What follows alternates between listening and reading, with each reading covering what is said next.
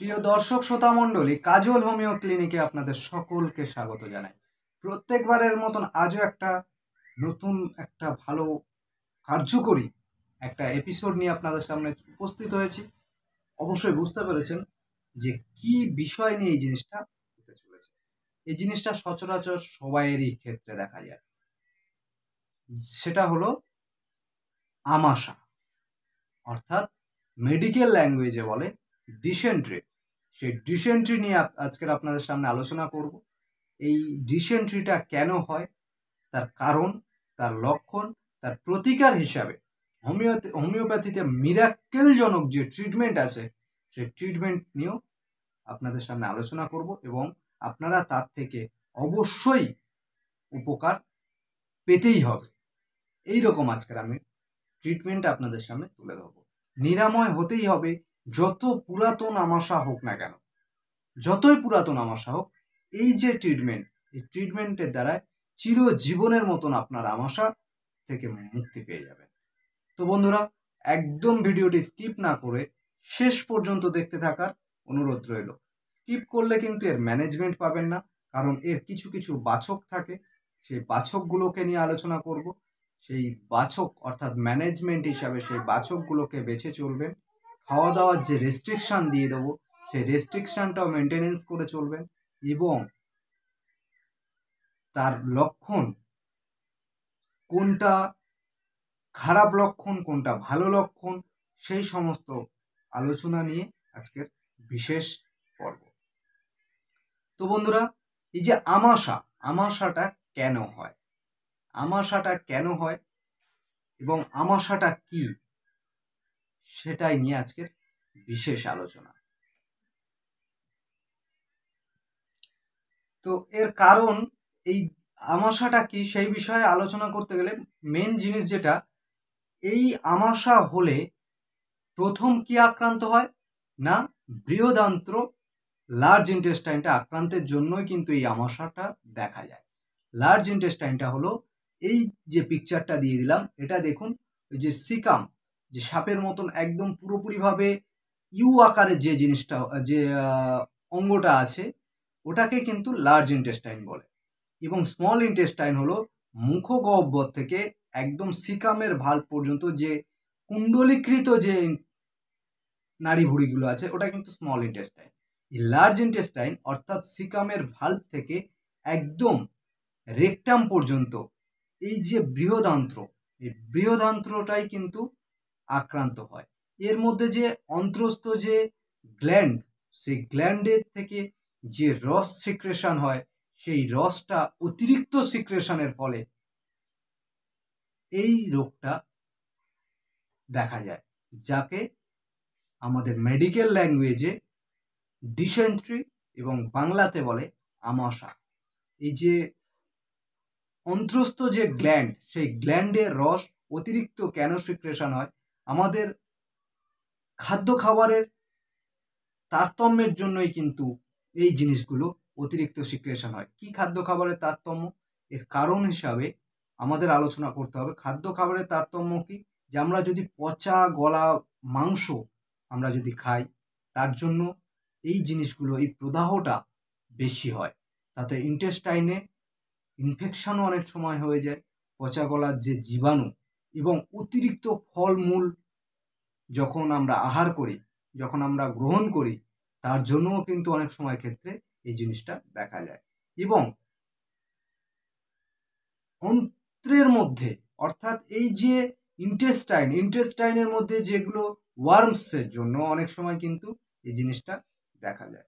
Worms বলতে কৃমি। আমি কৃমির বিষয়ে আগের ভিডিওতে আলোচনা করে গেছি।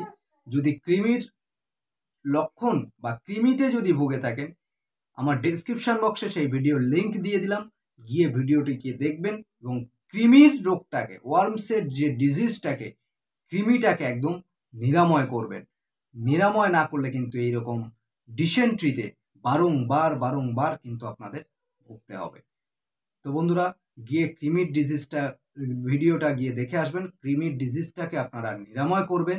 নিরাময় করার পরে কিন্তু আপনার এই যে ডিসেন্ট্রি, তারপরেই কিন্তু আপনার নিরাময় করতে হবে। এই কৃমি অন্ত্রস্থ পোকা বলে, এই পোকাই কিন্তু এই অন্ত্রগুলোকে অর্থাৎ ইন্টেস্টাইনগুলোকে ইনফেকশন করে, যে ইন্টেস্টাইনের মধ্যস্থ যে গ্ল্যান্ড আছে সেই গ্ল্যান্ডগুলোকে কিন্তু ক্ষত করার জন্য দিন দিন হজম শক্তিটাও দুর্বল হয়ে পড়ে এবং এর থেকে ওরা রস চুষে খেয়ে নেয়। এই যে কৃমিগুলো কিন্তু অন্ত্রস্থ রস চুষে খাওয়ার জন্য এই অন্ত্রগুলো দুর্বল হয়ে যায় এবং খাবারগুলো সেখানে পচন শুরু করার জন্য কিন্তু এই রোগটা দীর্ঘমেয়াদী হয়ে দাঁড়ায় এবং দুরারোগ্য ব্যাধিতে পরিণত হয়ে যায়। তো বন্ধুরা, এই যে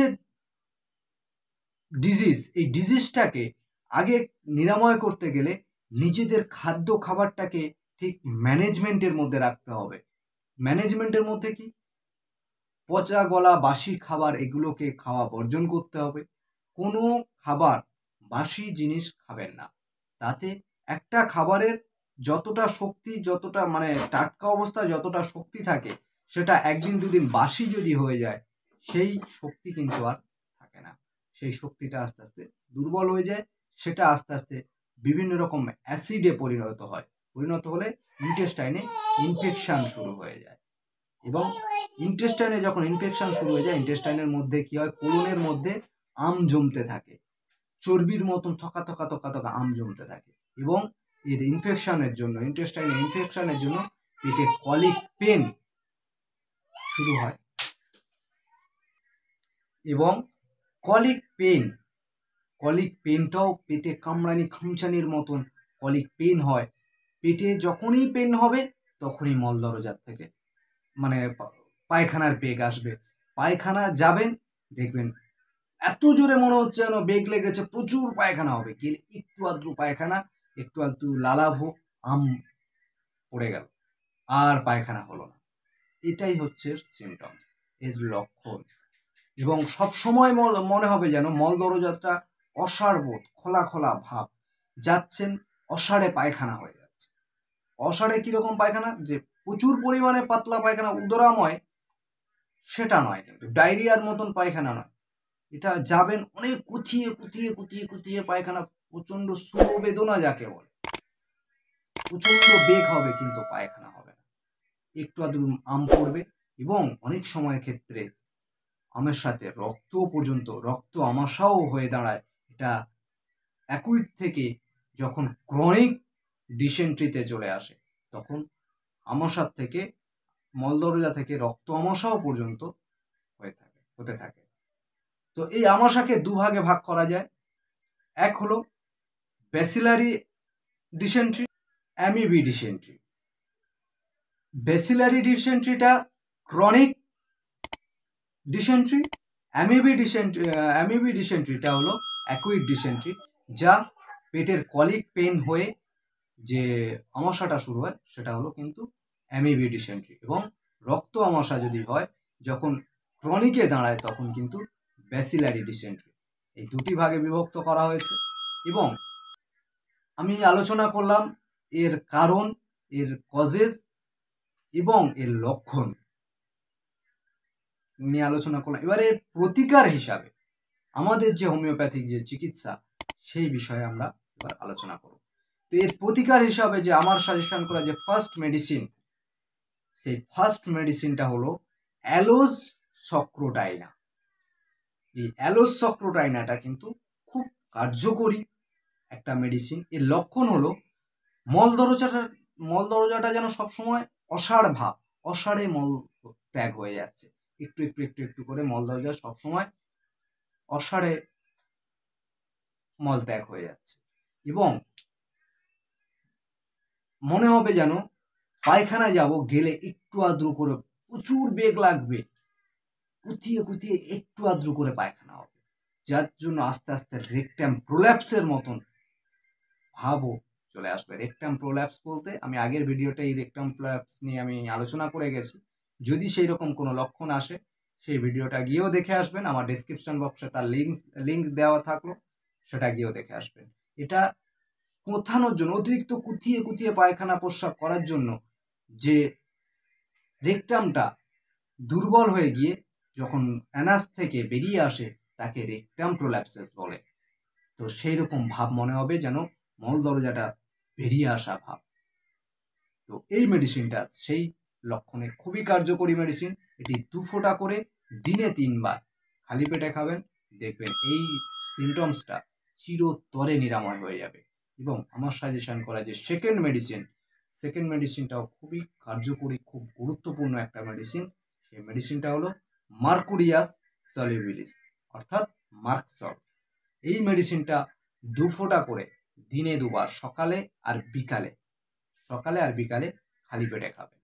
দেখবেন এই আমাশা, যত পুরাতনই আমাশা হোক না কেন, এই মেডিসিনটা দ্বারা নিরাময় হয়ে যাবে। তো এই মেডিসিনটা 2 ফোঁটা করে সকালে ও বিকালে খালি পেটে খাবেন। এটা সূর্য ডোবার আগে কিন্তু খেলে খুব ভালো কাজ হবে। তাহলে এই জিনিসটা ভালো এবং দ্রুত কাজ করবে মেডিসিনগুলো। তো বন্ধুরা, আমার সাজেশন করা যে তৃতীয় যে মেডিসিন, সেই তৃতীয় মেডিসিনটা হলো কুর্চি মাদার টিংচার, অর্থাৎ হলারিনা এন্টিডিসেন্টিকা মাদার টিংচার। এই মাদার টিংচারটি 12 ফোঁটা ঔষধ হাফ কাপ জলে মিশিয়ে দিনে 3 বার সকাল, দুপুর, রাত্রে খালি পেটে খাবেন। দেখবেন এই আমাশা চিরতরে নিরাময় হয়ে যাবে। তো বন্ধুরা, এই যে কুর্চি, এই মেডিসিনটা আমাশার খুব কার্যকরী এবং খুব এফেক্টেড একটা মেডিসিন। তো এই মেডিসিনটা এইরকমভাবে নিয়মে খালি পেটে খাবেন, দেখবেন খুব ভালো, উপকারী এবং খুব কার্যকরী ভাবে কাজ করবে এবং চিরজীবনের মতো এই যে আমাশার ধাত আপনার নিরাময় হয়ে যাবে। তো বন্ধুরা, আজকের এই ভিডিওটি এই পর্যন্ত। যদি ভিডিওটি একটু উপকারে লেগে থাকে, 1%ও যদি একটু উপকারে লেগে থাকে, তাহলে অবশ্যই ভিডিওটিতে একটি লাইক করবেন এবং এইরকম ভিডিওগুলো প্রচুর পরিমাণে শেয়ার করবেন। শেয়ার করতে কিন্তু একদম ভুলবেন না, কারণ এই রকম কার্যকরী ভিডিও যাদেরকে শেয়ার করবেন, ওনারাও যেন এই ভিডিওটা দেখে উপকার পায়, নিজের রোগটা থেকে নিরাময় করতে সাহায্য হয়। এবং সেই সাহায্য হয়তো আপনার হাত দিয়ে হলো, তো আপনারও উপকার হলো এবং ওনারও উপকার হলো। তো এইরকম স্বাস্থ্যের চিকিৎসামূলক ভিডিও পেতে গেলে আমার এই কাজল হোমিও ক্লিনিক চ্যানেলটিকে অবশ্যই সাবস্ক্রাইব করবেন।